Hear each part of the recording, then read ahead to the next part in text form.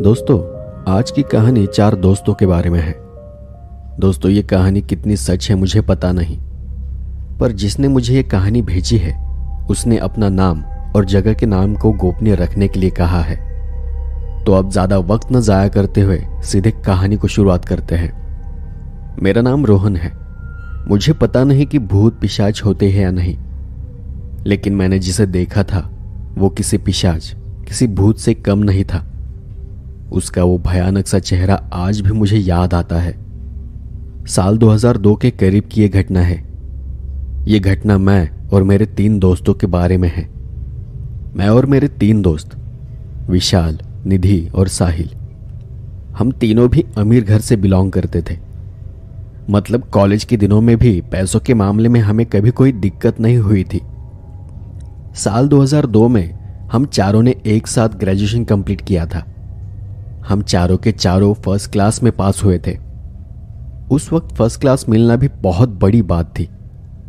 और फिर इसी खुशी में हम सब ने मिलकर कुछ दिनों के लिए शहर से बाहर कहीं घूमने जाने का प्लान बनाया। कुछ 2-4 दिनों के लिए। हम सबके फैमिली के लोग भी एक दूसरे को काफी अच्छी तरह से पहचानते थे, तो किसी के भी घर में कोई प्रॉब्लम नहीं था। उल्टा सब हमारे रिजल्ट की वजह से खुश थे। तो फिर प्लान के तहत हम सब ने कहीं कोई रिसोर्ट या फार्म हाउस ढूंढना शुरू किया। लेकिन उसी दौरान छुट्टियां होने की वजह से हमें कोई अच्छा सा फार्म हाउस नहीं मिल रहा था। तब विशाल ने कहा कि उसके चाचा के गांव के पास एक बहुत ही अच्छी जगह है, वहां अगर कोई फार्म हाउस मिला तो बहुत बढ़िया होगा। अब उन दिनों हमारे पास कोई मोबाइल तो नहीं था कि झट से कुछ डिसाइड किया और हो गया। आखिरकार यहां वहां ढूंढने पर एक फार्म हाउस हमें मिल गया। एक एजेंट के जरिए हमें उस फार्म हाउस का पता मिला। लेकिन बस एक दिक्कत थी कि विशाल के चाचा के गांव से वो थोड़ा हटकर बना हुआ था। अब सबने जाने का पहले ही मन बना लिया था और कोई भी किसी भी कारण से प्लान को कैंसिल नहीं करना चाहता था। तो सब एक झटके में वहां जाने के लिए राजी हो गए। प्लान होने के बाद दूसरे या तीसरे दिन सुबह ही हम गाड़ी लेकर वहां जाने के लिए निकल पड़े। विशाल के चाचा का गांव भी वहां से बस कुछ 7 या 8 किलोमीटर दूर था। लेकिन हम सब ने सबसे पहले फार्म हाउस पर जाने का फैसला किया। लोगों से रास्ता पूछते हुए हम फार्म हाउस तक आ पहुंचे। जब हम वहां पहुंचे तो फार्म हाउस को बाहर से देख थोड़ा अजीब भी लगा और थोड़ा अच्छा भी लगा। अजीब इस बात का लगा कि वो फार्म हाउस एक बहुत ही वीरान और सुनसान जगह पर था, जैसे किसी भूतिया फिल्म का सेट होता है। फार्म हाउस के पीछे घने पेड़ झाड़ियां थी, शायद वो जंगल इलाका था। और अच्छा इस बात का लगा कि वो फार्म हाउस किसी महल से कम नहीं था। जैसा कि उस एजेंट ने हमें बताया था, वहां स्विमिंग पूल था, सब तरफ साफ सुथरा था। मतलब जरूरत की सारी चीजें वहां थी। और सबसे अच्छी बात यह थी कि वो हमें बहुत ही कम दामों में मिला था। इसीलिए हम सब मन ही मन में काफी खुश भी थे। लेकिन एक बात हम तब समझ नहीं पाए कि जहां सब कुछ अच्छा होने के बावजूद कम दाम पर मिले, वहां जरूर कोई ना कोई गड़बड़ होती है। हम खुशी से उस फार्म हाउस के अंदर चले गए। वहां एक नौकर हमारे आने का इंतजार कर रहा था, जो उस फार्म हाउस की रखवाली और साफ सफाई करता था। उसने हमें वो फार्म हाउस दिखाया और सबसे आखिर में एक बात कही, मैं यहां सुबह 7 बजे के बाद आता हूं और शाम 6 बजे से पहले निकल जाता हूं। और एक दूसरी बात, अंधेरा होने के बाद कोई भी पीछे का दरवाजा नहीं खोलेगा। तो साहिल ने उनसे पूछा कि ऐसा क्यों? पीछे तो अच्छा सा बड़ा आंगन होगा ना, वहां रात में तो और भी मजा आएगा। तो उस नौकर ने जवाब में बस इतना ही कहा, यहां आसपास जंगली जानवर है जो पीछे के दरवाजे से घर के अंदर आ सकते हैं। तब हम सब ने उनकी तसल्ली के लिए बस उनकी हां में हां मिलाई और तैयार होकर पास ही के एक पहाड़ी पर जाने का प्लान बनाया। हम चारों तैयार होकर फार्म हाउस से बाहर निकल ही रहे थे कि उस नौकर ने फिर से हमें एक चेतावनी दी, शाम 6 बजे से पहले वापस आ जाना, और तुम वापस नहीं लौटे तो मुझे पुलिस को बुलाना पड़ेगा। तुम्हारे आने तक मैं तुम्हारे खाने पीने का सारा इंतजाम करके रख दूंगा। और हाँ, ख्याल रखना कि किसी कारण से कहीं भी तुम्हारा खून न गिर जाए। उनकी ये आखिरी बात सुनकर मैंने उनसे पूछा, ये खून का क्या मामला है? तो उस नौकर ने बस यही कहा, कुछ जानवर होते हैं जो खून के प्यासे होते हैं और वो खून को सूंघते हुए यहां तक आ सकते हैं। बस इसे चेतावनी समझ लो, बाकी तुम समझदार हो। जाओ, अपना ख्याल रखना। हमने उनकी बात की तरफ ज्यादा ध्यान नहीं दिया। बाहर जाने पर निधि ने कहा, अरे ये दिन दिन भर यहां अकेला रहता है ना, इसी वजह से इसकी ऐसी हालत है। ऐसे माहौल में लोगों के दिमाग काम करना बंद कर देते हैं। वो पहाड़ हमारे फार्म हाउस से बस 1 किलोमीटर दूर था, तो हमने पहाड़ी पर चलकर जाने का फैसला किया। हम उसी घने रास्ते से पहाड़ी की तरफ बढ़ने लगे। कुछ 1 घंटे में हम उस पहाड़ी के ऊपर थे।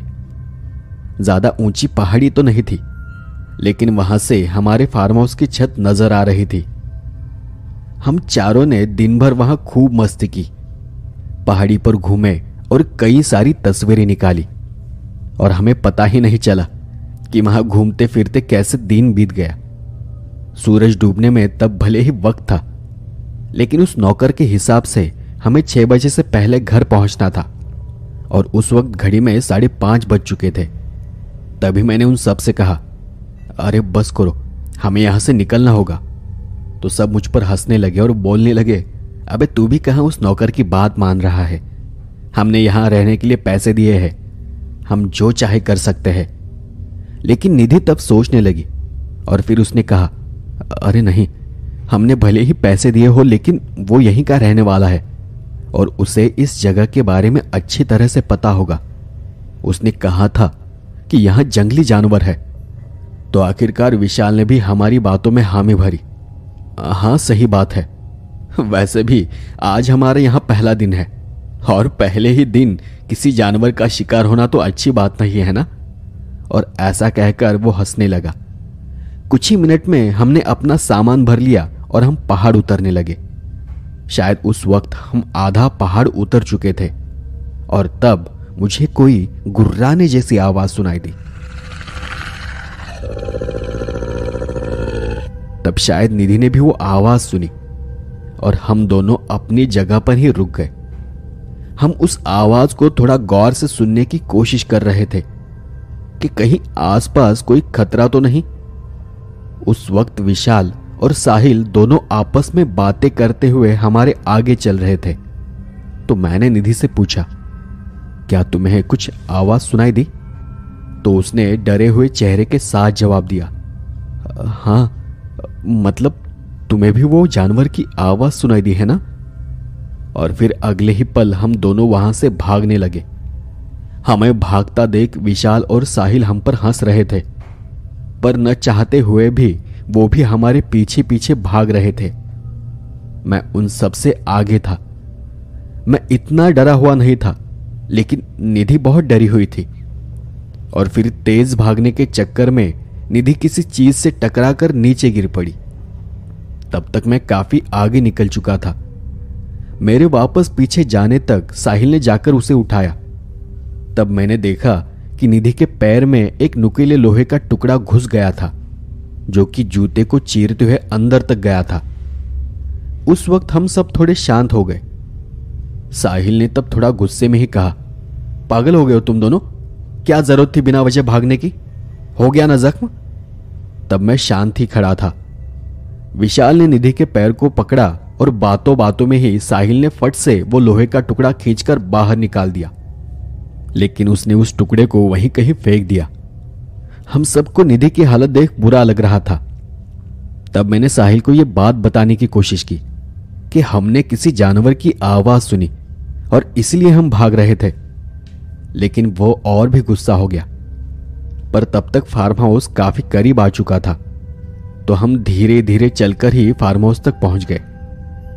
हम दौड़ने की वजह से जल्दी तो पहुंच गए थे, लेकिन तब भी 6:10 हो चुके थे और नौकर तब घर से निकल ही रहा था। नौकर भी तब शायद गुस्से में था।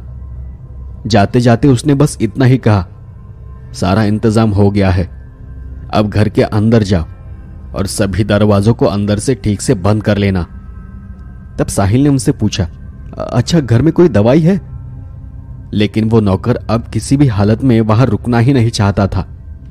उसने अपनी साइकिल निकाली और कहा कि घर के अंदर ढूंढो, मिल जाएगी, और इतना कहकर वो भी वहां से चला गया। हम सब घर के अंदर चले गए। मैंने खुद फार्म हाउस के सारे दरवाजे चेक किए और उन्हें बंद कर लिया। साहिल ने कहीं से फर्स्ट एड बॉक्स को ढूंढ कर निकाला और निधि के पैर पर पट्टी कर दी। अगले दिन का हमारे पास कोई भी प्लान नहीं था, क्योंकि निधि के पैर में लगने की वजह से वो ठीक से चल नहीं पा रही थी। धीरे धीरे आसपास सब अंधेरा हो गया। पीछे के जंगल से हमें कुछ जानवरों की आवाजें सुनाई दे रही थी, लेकिन उन सब में वो आवाज नहीं थी जिसे हमने पहाड़ को उतरते वक्त सुना था। हम सब पहले से ही बहुत थके हुए थे, तो खाना खाकर हम जल्द ही अपने अपने कमरों में सोने चले गए। साहिल, विशाल और मैं, हम तीनों एक कमरे में थे और निधि अकेली दूसरे कमरे में सो रही थी। रात करीब 11 बज रहे थे। मैं एक कुर्सी में बैठा हुआ उसी आवाज के बारे में सोच रहा था कि तभी मुझे फिर से वो भयानक सी आवाज सुनाई दी और मेरे रोंगटे खड़े हो गए। वो आवाज सुनकर ऐसा लग रहा था जैसे वो आवाज फार्म हाउस के पीछे से ही कहीं से आ रही हो, और अगले ही पल निधि हमारे कमरे के दरवाजे पर खड़ी थी। तब उससे कुछ भी पूछने की जरूरत ही नहीं पड़ी। उसका चेहरा देख मैं समझ गया था कि उसने भी उस आवाज को सुना था। विशाल और साहिल आराम से सो रहे थे और हम दोनों की नींद उड़ी हुई थी। इस बार निधि के चेहरे का रंग उड़ चुका था। उसके होंठ, हाथ पांव थरथर कांप रहे थे। उसने अपने गले से थूक निगलते हुए धीरे से मुझे बाहर आने का इशारा किया। मैं कमरे से बाहर चला गया। तब उसने डरते हुए मुझसे कहा, रोहन, मुझे बहुत डर लग रहा है। तब मैंने उसे तसल्ली देते हुए कहा, अरे डरने की कोई बात नहीं है, सभी दरवाजे तो बंद है, मतलब मैंने खुद से चेक किया था। तब निधि ने घबराती हुई आवाज में कहा, नहीं तुम समझ नहीं रहे, वो लोहे की पट्टी और उस पर लगा वो मेरा खून। मैंने गौर से उसे देखते हुए कहा, मतलब? निधि ने उसी आवाज में आगे कहा, अरे वो नौकर ने कहा था ना कि कोई कोई जानवर खून के पैसे होते हैं, शायद वो जानवर मेरे खून को सूंघते हुए यहां तक आया होगा। तो उसकी वो बात सुनकर तब असल में मैं भी डर गया था, लेकिन मैं निधि को और डराना नहीं चाहता था। मैंने फिर उसे कहा, अरे तुम खामखा डर रही हो, हम घर के अंदर है और शायद ही कोई जानवर होगा जो इतने बड़े मजबूत घर का दरवाजा या दीवार तोड़कर अंदर आ सकेगा। तो अब तुम जाकर आराम से सो जाओ, कुछ भी अजीब लगे तो बस मुझे जगा देना। मैंने किसी तरह निधि को समझा बुझाकर उसके कमरे में भेज दिया, लेकिन वो खून वाली बात मेरे अंदर घर कर गई थी। मैं खुद शायद निधि से ज्यादा डरा हुआ था। उस रात मैंने करीब 7 या 8 बार वो भयानक सी आवाज सुनी। ऐसा लग रहा था जैसे वो जानवर फार्म हाउस के आसपास ही कहीं मंडरा रहा है। दूसरे दिन सुबह मैं देर से जागा। मैं रात भर ठीक से सो नहीं पाया था। विशाल कहीं बाहर जाने की तैयारी कर रहा था। मैंने उसे आज के प्लान के बारे में पूछा तो उसने बताया कि निधि की तबीयत खराब है, तो वो घर से बाहर कहीं भी जाना नहीं चाहती और साहिल भी उसके साथ रुकने वाला है। तुम चाहो तो मेरे साथ मेरे अंकल के घर आ सकते हो, या फिर तुम भी आराम कर लो। तो मैं उठकर तैयारी करने लगा। मैं विशाल के साथ बाहर जाना चाहता था। मुझे न जाने क्यों अब उस घर से भी डर लगने लगा था। मैं घर से निकलने से पहले निधि के कमरे में गया तो वो अपने कमरे में सो रही थी। शायद मेरी तरह वो भी रात भर सो नहीं पाई होगी। और फिर साहिल को अलविदा कर हम दोनों भी विशाल के चाचा के घर के लिए निकल पड़े। उस वक्त मैंने विशाल से कहा कि यार मुझे यहां अच्छा नहीं लग रहा है, क्यों ना हम आज शाम होने से पहले यहां से किसी दूसरी जगह चले जाए। लेकिन विशाल मेरी बातों का मजाक बना रहा था। जब दोपहर को हम चाचा के घर पहुंचे तो चाचा जी घर पर नहीं थे। वो काम के लिए कहीं बाहर गए हुए थे। चाची ने हम दोनों के लिए खाना बनवाया और फिर हमारा खाना खाकर दोपहर तक वापस जाने का प्लान था। लेकिन बातों बातों में जब विशाल ने अपनी चाची को हमारे फार्म हाउस के बारे में बताया तो चाची भी थोड़ा चौंक गई और चाची ने बताया कि आज तक उस फार्म हाउस के बारे में उसने कोई भी अच्छी बात नहीं सुनी है। जब भी सुना है किसी हादसे या किसी बुरी घटना के बारे में सुना है। तब मैंने चाची से पूछा, कैसे हादसे? तो चाची ने कहा, ठीक से तो पता नहीं, पर सुना है कि लोग वहां से अचानक से गायब हो जाते हैं, तो कभी कभी लोगों की वहीं आसपास लाशें मिल जाती है। विशाल भी अपनी चाची की बात सुनकर सोच में पड़ गया था। मैंने उनसे उस फार्म हाउस के बारे में और जानना चाहा, लेकिन चाची को ज्यादा कुछ पता ही नहीं था। तो तब चाची ने कहा कि शाम तक रुक जाओ, तुम्हारे चाचा को वहां के बारे में अच्छे से पता है, वो काम से वापस आते ही उनसे पूछ लेना, इसी बहाने उनसे मुलाकात भी हो जाएगी। उस वक्त मैंने विशाल को घर से बाहर ले जाकर निधि के बारे में, उसके खून और रात वाली आवाजों के बारे में बताया। अब थोड़ा थोड़ा विशाल को भी उन सब चीजों पर यकीन होने लगा, लेकिन उस वक्त हम दोनों अजीब हालत में थे। हमें अंधेरा होने से पहले फार्म हाउस पहुंचना था, लेकिन दूसरी तरफ चाचा जी को वापस आने में शाम होने वाली थी। फिर भी हमने उनका इंतजार करने का फैसला किया। किसी तरह दिन बीत गया। शाम होते होते विशाल के चाचा घर वापस आ गए और उसी वक्त हमने उनसे उस फार्म हाउस के बारे में पूछा। तब उनकी बात सुनकर हमारे तो होश ही उड़ गए। विशाल के अंकल ने हमें बताया कि उस फार्म हाउस के पीछे उन जंगल झाड़ियों में कोई पिशाच रहता है जो वहां रहने वाले लोगों को मार देता है। अब तक वहां जो भी रहने चला गया है, ज्यादातर लोगों की मौत हुई है। सुना है कि वो पिशाच खून का प्यासा है। अगर गलती से किसी का भी खून उस पिशाच को मिल गया तो वो उसे सूंघता हुआ उस आदमी तक आ पहुंचता है और फिर उसके शरीर का सारा खून पी जाता है। उनकी बातें सुनकर हमारी हालत ही खराब हो गई। हमने वहीं के एक टेलीफोन से फार्म हाउस पर फोन करने की कोशिश की, लेकिन वहां कोई भी फोन नहीं उठा रहा था। तब दिन तो ढल चुका था, अंधेरा होने लगा था और हमें किसी भी तरह साहिल और निधि की जान बचानी थी। विशाल ने जल्दी से गाड़ी निकाली और हम फार्म हाउस की ओर रवाना हो गए। वहां पहुंचते पहुंचते काफी अंधेरा हो चुका था। जैसे ही हम गेट के अंदर गए, देखा तो फार्म हाउस का दरवाजा खुला था। हम दोनों दौड़कर ही अंदर चले गए। विशाल कमरों को चेक कर रहा था और तब मैं फार्म हाउस के पीछे के दरवाजे की तरफ चला गया। देखा तो बाहर आग जल रही थी, जैसे वहां कोई कैंप फायर लगा हो, लेकिन निधि और साहिल वहां नहीं थे।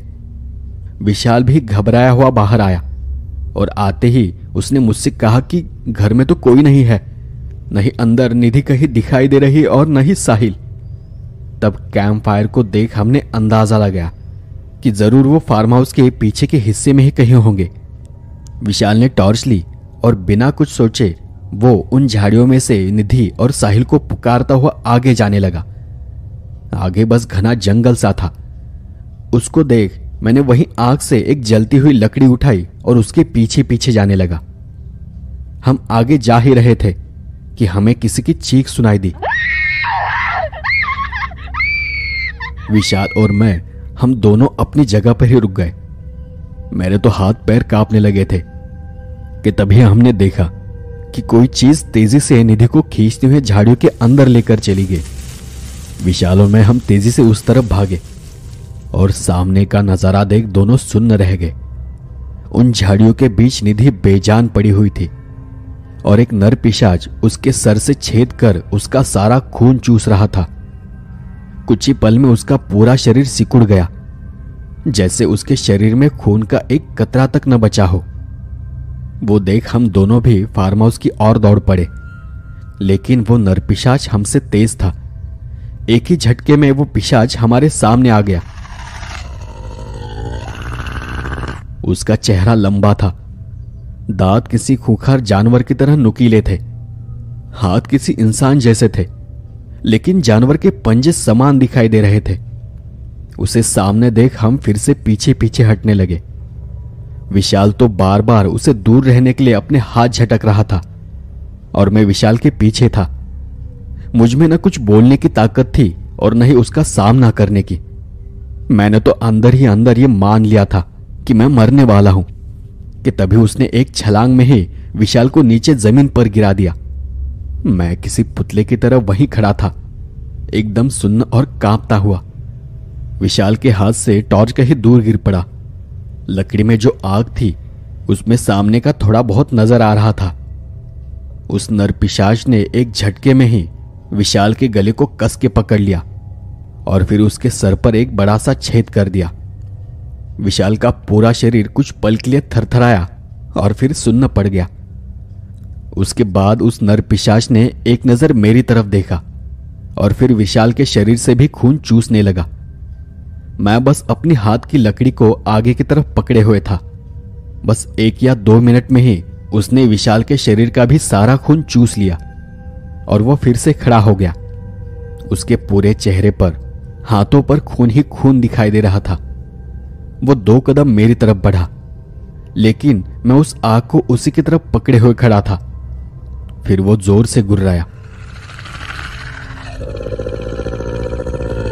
ये गुर्राहट वही थी जो मैंने उस जंगल के अंदर सुनी थी और फिर एक छलांग में ही वो उन झाड़ियों में कहीं गायब हो गया। वो कहां गया पता नहीं था, लेकिन फिर भी मैं वैसा का वैसा खड़ा था। न मुझ में पीछे मुड़कर देखने की हिम्मत थी और न ही अपनी जगह से हिलने की ताकत थी। करीब आधे घंटे तक मैं वहीं खड़ा था। लकड़ी की आग भी अब बुझ चुकी थी। फिर मैं किसी बेजान लाश की तरह चलते हुए फार्म हाउस के अंदर चला गया। उस वक्त न मैंने दरवाजा लगाया और न ही अपने आप को बचाने की कोशिश की। वो रात कैसे बीती मुझे भी पता नहीं। सुबह जब नौकर घर में आया तो उसने मुझे फर्श पर पड़ा हुआ देखा। मेरी आंखें तब भी खुली की खुली थी, किसी लाश की तरह। न मैं चीजों को सुन पा रहा था और न ही समझ पा रहा था। कुछ देर बाद शायद एम्बुलेंस या पुलिस वहां आई। मुझे अस्पताल भर्ती कराया गया। मैं बहुत बीमार था और सदमे में भी था। मुझे इतना बुरा सदमा लगा था कि कई महीनों तक मैंने किसी से कुछ भी बात नहीं की थी। उस केस का आगे क्या हुआ मुझे कुछ पता नहीं, लेकिन मैं आज तक इस बात को समझ नहीं पाया कि उस नरपिशाच ने मुझे जिंदा क्यों छोड़ दिया। या तो वो उस आग से डरा था या फिर शायद उसका मन भर गया था। लेकिन उस दिन के बाद आज तक मुझे सुनसान जगहों पर जाने में डर लगता है। आज भी मुझे उस नरपिशाच का चेहरा और उसकी वो गुर्राहट याद आती है।